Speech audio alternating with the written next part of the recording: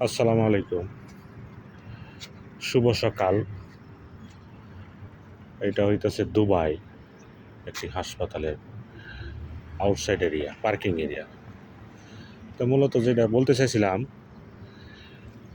একজন প্রবাসীর সকাল শুরু হয় 4টা।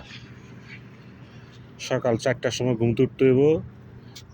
সকল প্রবাসী যারা নিম্ন শ্রেণীর কাজ করে তাদের সকাল হয় 4টা, কাজ শুরু হয় 6টা। 12 ঘন্টা ডিউটি। আর যারা একটু উপরের লেভেলে আছে,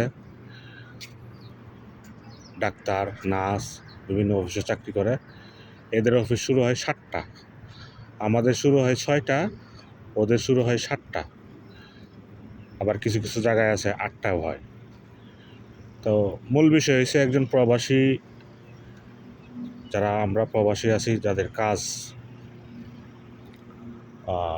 একটু নিম্ন শ্রেণীর, তাদের ঘুম থেকে উঠতে হয় 4টা থেকে 4:30টার ভিতরে।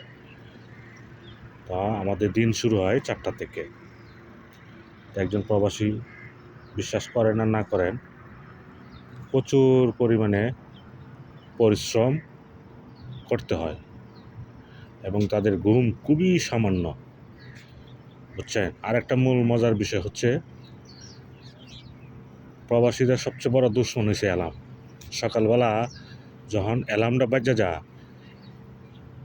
তখন মনে হয় যেমন আসমানটা ভেঙে পড়ছে মাথার মধ্যে। তবে কিছু করার নাই, এটাই আমাদের কাজ, এটাই আমাদের রুটিন। এই যে দেখেন আরেকজন কাজ করতেছে দূরে। সবাই ভালো থাকবেন, দোয়া করবেন সকল প্রবাসীদের জন্য। আসসালামু আলাইকুম।